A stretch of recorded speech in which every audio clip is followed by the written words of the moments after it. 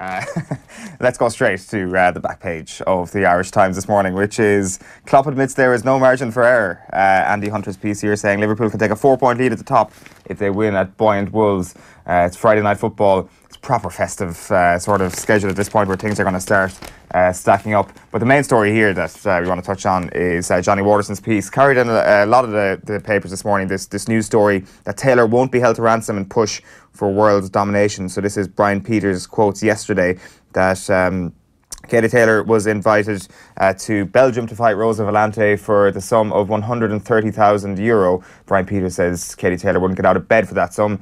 Katie Taylor herself saying that she doesn't say that she's starting to realise the professional game. She already knew this is the sort of pitfalls of the professional game, whereby it's tough to make it to a position where you can actually be the undisputed champ in a weight class, and trying to unify all those belts. It's probably just a matter of patience, but it is frustrating on the outside looking in that her rise has been so meteoric that to actually get to the next level, this political minefield has to be negotiated. It's a real endemic thing of boxing though, and that's why haven't we seen Wilder? Why haven't we seen Wilder and Joshua? Why haven't we seen Fury and Joshua? It's just the ducking and diving that goes on in professional boxing is unreal. And Brian Peters' quotes, he seems quite exasperated. I think he said he would have, I think it was, the launch was in Dunshaughlin, I guess, and he said he would have put the country club on the fighting whoever the Belgian girl that they were supposed to fight the day before, and then it all falls through, and he just seemed kind of at a loss to explain why it wasn't happening. But that's the nature of professional boxing, and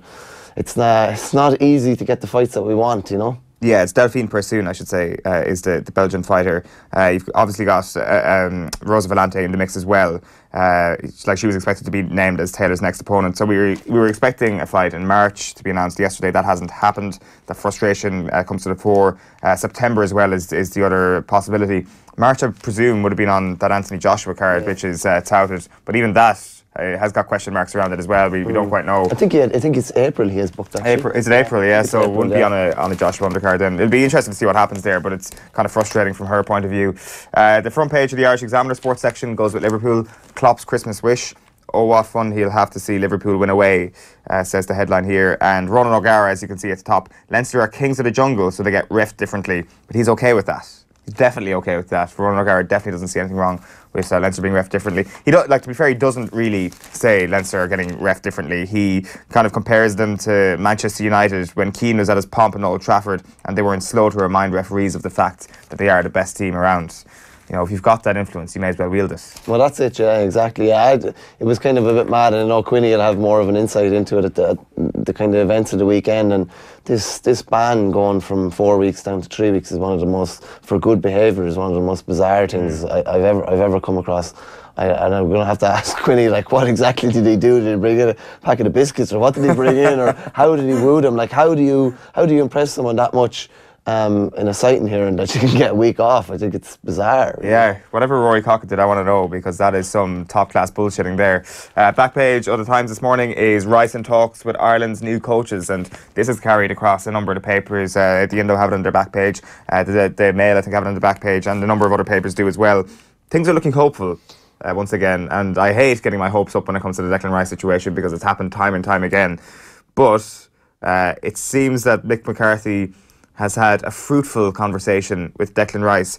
Interestingly, the first thing that Mick McCarthy did when he was appointed Ireland manager, and this is before he was even unveiled, so there was a 48-hour gap between him being appointed and him being unveiled. He picked up the phone and called Sean Rice, Declan's father, to say, listen, we're very, very interested in this guy. And the way Mick McCarthy is talking, it's like he is quietly confident by the sound of things. I'm not sure if we say a couple of months ago when Gareth Southgate met him and when he initially kind of looked like he was going to defect, I would have said I was 2 out of 10 confident that Declan Rice was going to play for Ireland again. Slowly then, as time has gone on, and we kind of started to believe that Martin O'Neill might be able to persuade him. My rating went up to about a 4 out of 10. This morning, I'm at a 6 out of 10 that Declan Rice is going to play for Ireland. Call me naive here, but Rice in talks with Ireland's new coaches is a headline that gets my heart beating, and I'm excited for 2019. The story that keeps on giving, isn't it? The story of 2018 that will carry into 2019. I'd like to say, I wonder what odds he was at one stage. I'm sure he kind of went out to long odds at one stage. He's probably quite short again. I believe Keane and McCarthy met him in London during the week. Robbie Keane going over as well is would have a big draw. Whatever about McCarthy, and obviously he's a fair old aura to him as well. Like Robbie Keane, everyone can kind of resonate with him almost, you know what I mean? And I believe Southgate showed him some video package or something like that, where he would fit into their role. But it'd be interesting to see if McCarthy and Keane were kind of able to tug at the heartstrings. But yeah, it seems I'd love to know. I'd love to have a final date for when we're going to know exactly. But promising again, it would be a big boost to McCarthy's reign straight off. You do wonder if the Gareth Southgate approach of this very polished PowerPoint sort of suite of things that is going to help your life if you choose our side of things is actually the most effective way of approaching a teenager. It's like, it's not very cool, it's very corporate. It's like if Gareth Southgate wants to, you know, sit down with a potential sponsor for the Three Lions and create some sort of corporate brand, that's the sort of thing he does. Do you wonder if a PowerPoint presentation is the way to woo 19-year-olds? Yeah, to be honest with you, if that was me, I'd go all for the heart approach and that kind of thing, rather than would say, yeah, a big PowerPoint presentation telling me where I'm going to fit into some structure or something like that. But yeah, I don't know, like what is cool nowadays? How do you relate to a 19-year-old? I did just say Mick McCarthy is probably by extension saying Mick McCarthy is cool, so that's probably not the case whatsoever. But Robbie Keane, I guess, in comparison to all of this, Declan Rice probably looks up to Robbie Keane more than he does to Gareth Southgate, for example. Well, maybe not positionally and stuff. He probably modelled himself on Southgate to a certain extent when he's playing centre back and all that. Who knows? I'm very hopeful. Maybe it's just Christmas spirit, and I don't know. We'd love to hear your thoughts, by the way. You can tweet us at Off the Ball. What, out of 10, what are we rating the Declan Rice situation?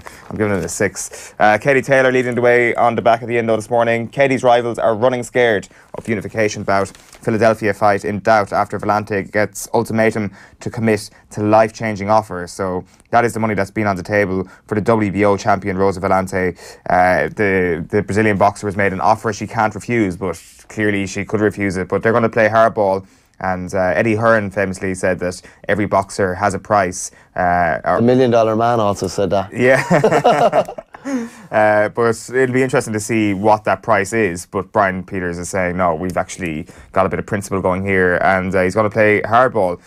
So fair play to him. She's never fought outside Brazil either, kind of another, like, so this would be a big payday. It's either, and you have to kind of respect it too. It's probably going to be maybe her one big payday, and they're trying to hold off to get the best possible deal to set up probably her career and her life probably after boxing, you know. Yeah, it's true. I don't know about this whole idea of, you know, maintaining the idea that you have to fight within your own country's bounds. It's obviously to do with maybe hometown decisions and stuff, and boxing has just got such a history of decisions that are so terribly awful when you go away from home. But like, do it in London, do it in Boston, or do it in New York. You know, it doesn't have to be Katie Taylor's home ground. London, I guess they would very much view as kind of a Katie Taylor home ground, because it'd be a Hearn event and all that sort of stuff. I think before Katie turned pro though, like, did you know much about women's pro boxing? Nothing actually. You know, so like, and I just think that's probably the reason why a lot of these female fighters have only fought in their home country, because there was never a draw. Like, Katie's a massive draw, and they probably all know that and are kind of playing up to that to some extent as well. Yeah, for sure. You've got some of the tabloids? Yeah, I do indeed, yeah. The Mirror is Ole Gunnar Solskjaer, I'll make you so proud. Solskjaer thrilled to be home and vows to win over fans with winning attacking football. This is amid all the crack that's going on within the United squad, and Alexis Sanchez having a 20-grand bet with Marcus Rojo, apparently, allegedly I should say, that Mourinho was going to be sacked. And then you have all the kind of fun and games with Pogba as well, and the caption, this tweet that he put up the other day, like, there's something, it seems to be something clearly wrong in their dressing room. I don't know. There seems to be an absence of leadership anyway, I would say, definitely. And just looking at, you know, Quinny mentioned it earlier on, looking at like Paul Scholes, or not Paul Scholes, looking at Gary Neville and Roy Keane the other day, and like two ultra professionals who soccer was the only thing that really mattered to them. And you just see all these guys that seem to have all these other like intangibles going on in their careers, which is just bananas, really. You know, I can't really get my head around it, to be honest with you. But that's obviously going to be a big story, going back to his old club. The Mail have it as well. Just their different line is Lukaku is Ollie's first headache. Striker may miss 2 games due to compassionate leave. And they have they carried the McCarthy positive after Rice Summit. Rice Summit has a nice little ring to it. Just in the Herald then as well, Wolves to feed off Liverpool. So obviously that's a big game. That's tonight, is it? Yeah. Yep. Yeah. Nice. Wolves have a very good record by all accounts against 3 of the bigger teams. They drew with City and Molyneux this year as well, so that's going to be interesting. Liverpool can go, I think, 4 clear, is it, if they win, which would be interesting. Cracking game. Like, that's just... Wolves versus Liverpool is just peak festive football. It's like mid-table versus top of the table, sort of potential shock. You're finished work for the Christmas and it's like, this is it. You're like rubbing your hands together and you're like, I cannot wait to watch 1 million hours of football over the next 10 days. You're like a soccer PR gurus. Like. Yeah, because the Premier League really needs more hype. What's you're obviously a big racing man. Is it like Leopardstown every single Christmas and then you kind of watch the soccer on the side, or is it kind of like I'm not a big soccer fan, I'll be honest with you. Soccer wouldn't be in my top 10 of sports. Wow, okay. Yeah, I'd much prefer snooker, darts, GAA, tennis, that type of thing, much over soccer. I'll be straight with you. I think soccer is painful to watch. I do. I think it's painful to watch. Yeah, I think it's at times it's a bad version of Gaelic football. And like, why? I just don't find it entertaining. As my father always said, looking at a match for 90 minutes, 0-0 at the end of 90 minutes. So a lot of matches aren't 0-0. I know that too. Yeah, I just like this Wolves Liverpool match tonight will more than. I hope it's 0-0 after all this. No, I've never. Soccer maybe 10 or 15 years ago, yeah, I would have been enthused by it. Just not now, no. I kind of fell out of love with it, really. Yeah, well, like I could see why people fall out of love with the sport because of the sport losing its soul. But for the actual game, like I can see why, why Americans say, don't get into the soccer because they haven't grown up with it. But I think not all our heroes, but like a vast majority of our heroes growing up were from the soccer team that we supported. Like, it's from the GAA teams, obviously, but the soccer team was like, they're the posters on the wall for a lot of people. Yeah, Rob Jones, Stig Ingeby, Arnaby, they were mine, Jan Malby. So what, Jan Malby his legacy didn't have a lasting impact on your view of sport? No, not really, to be honest with you. My abiding memory of supporting Liverpool is the 96 FA Cup final when David James palmed out that ball to cancel. I don't know, was it 96 or 97? I think it was 96 because I think Everton beat United the year before. Yeah, that was 95. So that was that's one of my abiding memories. Saying that, one of my favourite sporting memories, and not just because I support Liverpool, is when they came back from 3-0 down against AC Milan. Like, that's sporting fairy tale at its finest. But I'd never. I've lost the grapher, to be honest with you now. And once you lose it, I don't think it's coming back. You wouldn't, Ger Gilroy wouldn't want to hear you say darts is a better sport than soccer. He said yesterday on the show that darts is Brexit down the pub. Darts is unbelievable. The margins that they're thrown within, the level of concentration it requires. You're talking about 10,000 hours of practice to master something. Those guys, and that's such an easy stereotypical thing to say. Oh, they're having their pints, throwing a few darts. The hours those guys put in is just phenomenal. Like, yeah, you like darts. Are you now pro-Brexit because you like darts? I don't really have much opinion. That's what he said yesterday on the show, so it must be true. Yeah. You're obviously not watching the darts at the moment because you're waiting for the big one. Would you believe I don't have the channels really, but I'll go and watch William O'Connor playing tomorrow. And I actually was chatting to him yesterday for an interview for tomorrow's paper. Really interesting guy. He only took up darts at 19. Right. And took it up basically because someone told him he couldn't do it. And really talented guy, yeah, and he's got a good shout tomorrow night. Actually, good shout getting to the last 16. Like, when I say you're waiting for the big one, I mean obviously Lakeside. The BDO, yeah. When does that start? It's like the other side of Christmas. Yeah, about 2 or 3 days after the PDC. Yeah, Duzza's going for the 3-timer this year. So Duzza, yeah. Duzza. Glenn Durrant, yeah. Duzza. Glenn Durrant. Yeah. Where's he from? Oh, somewhere in England. Most of them are from England at this stage. Yeah, they usually are. Yeah. Well, best luck to Duzza. Very very warm wishes from everybody here at OTB AM. What have you got next? He's from Middlesbrough, Tommy tells me. Like, Middlesbrough is probably a darts hotbed, I'd imagine. Phil the Power Taylor's from Sheffield, isn't he? Stoke, I think. Sorry, Stoke. Yeah. Anywhere with kind of a good kind of coal mining background is probably darts hotbed. And I remember you were saying about Rob Cross, that being one of the stories of the year. Don't know if you read that piece in the Guardian last week. Yeah, that was very powerful. Actually, that was brilliant stuff. Yeah, in fairness, and just how his uncle pulled him out of bed to go and play in the qualifying tournament and this kind of crack, and the high of it all, going from the down of it all. Like, darts is a crazy kind of thing as well. Even the concentration that's required to throw it all, while it's absolutely going 90 in the background. So it's amazing. we've got darts in the top 10. Let's go from 1 to 10 because it's easier to compile list this way. Michael Verney's top 10 sports. Oh, Jenny. What's your favourite sport? Hurling. Hurling. Hurling 1. Naturally. Probably snooker 2, I'd say. Snooker, right? Okay. Snooker 2. 3. Let me see. Horse racing 3. Yeah. 2 or 3. Yeah. Probably tennis 4, darts 5. There we go. There's your top 5. Yeah, that's my 5. Yeah. And then where does wrestling come into this? Wherever you want it to come into it. Yeah. 6. If wrestling comes into it as an actual sport, it's probably 2. Number 2, right? Okay. So realistically, gets, bumped down. Then athletics would come in maybe 6 or 7 then as well. And then what's 8, 9, 10? Gaelic football probably 8. That's bad. It is bad. Hurling's 1 and Gaelic is 8. That's just my opinion on it. Yeah. What else have we got left then after that? Not soccer anyway. Rugby.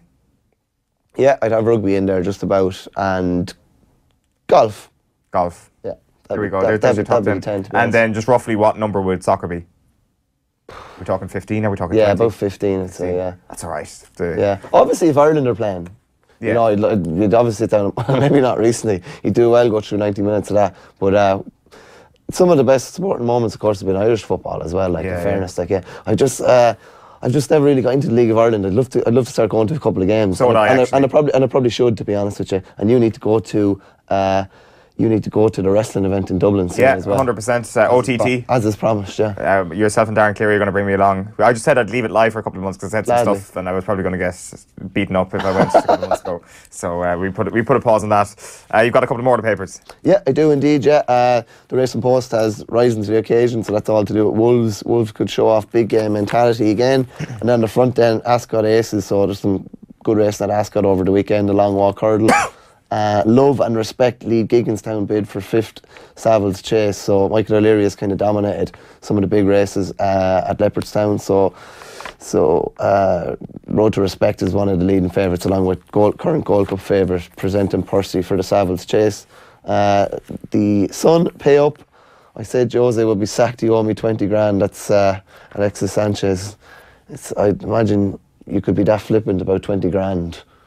Well, when you're earning $500,000 a week, you probably can be. Bananas, isn't it? It is. It's just that's one thing as well. I can't get my head around about soccer and how they can't cap salaries or how they can't cap, not wages, transfer fees and things like that, because it's just spiraling out of control completely. Yeah, like, there's too many independent adjudicators almost, and too many different parties that have invested stakes. Like, as bad as the NFL is, and the problems it has at a structural level in terms of controlling what franchises can and can't do in terms of wage caps and stuff like that, is brilliant because it leads to such even competition, and every team, not every team, but a lot of teams have their day in the sun. No, it's brilliant like that, isn't it? Yeah, fair. Soccer obviously is just way too big a thing for that to ever be. If one league does that, then they're essentially just killing themselves in the competitive race to the top or to the bottom, depending on your worldview, I guess. And just the last one then as well is the Irish Daily Star.